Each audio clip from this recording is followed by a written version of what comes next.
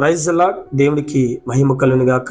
భక్తుడైన దావీదు రాసిన కీర్తన 39వ కీర్తనలో భక్తుడైన దావీదు ఇలా అంటున్నాడు.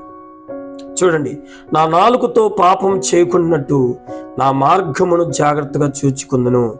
భక్తిహీనులు నా ఎదుట ఉన్నప్పుడు నా నోటికి చిక్కముంచుకుందును అనుకుంటుని. తన నాలుకతో తను పాపము చేయకుండా, పాపపు మాటలు మాట్లాడకుండా తన మార్గాన్ని జాగ్రత్తగా చూచుకుంటున్నాడంట. భక్తిహీనుడు తన ఎదుట ఉన్నప్పుడు, వాళ్ళు ఎలా పడితే అలా మాట్లాడుతున్నప్పుడు దావీదు తన నోటికి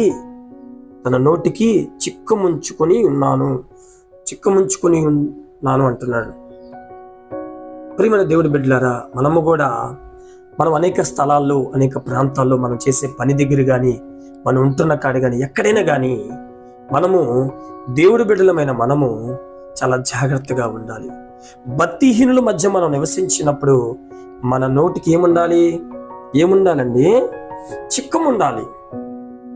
నీ నోటి నిండా దేవుడి వాక్యం చేత నింపబడి ఉండాలి. అప్పుడు నువ్వు ఏది కూడా నువ్వు మాట్లాడకుండా జాగ్రత్తగా ఉంటావు.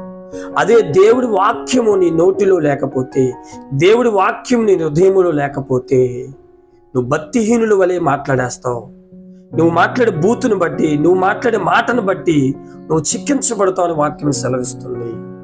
జాగ్రత్తగా నీ మార్గాన్ని చూసుకో. జాగ్రత్తగా నువ్వు మాట్లాడటం నేర్చుకో. ఎలా పడితే అలా నువ్వు భక్తిహీనుల వలె నువ్వు మాట్లాడొద్దు.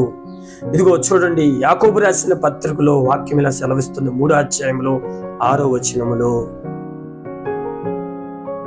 చూడండి, మన శరీరములో అమర్చబడిన అవయములో ఒక అవయము మన నాలుక.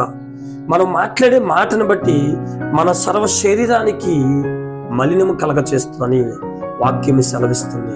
కాబట్టి నీ నోటి మాటను బట్టి నీ శరీరముకి ఏం కలుగుతుంది? మలినము కలుగుతుంది.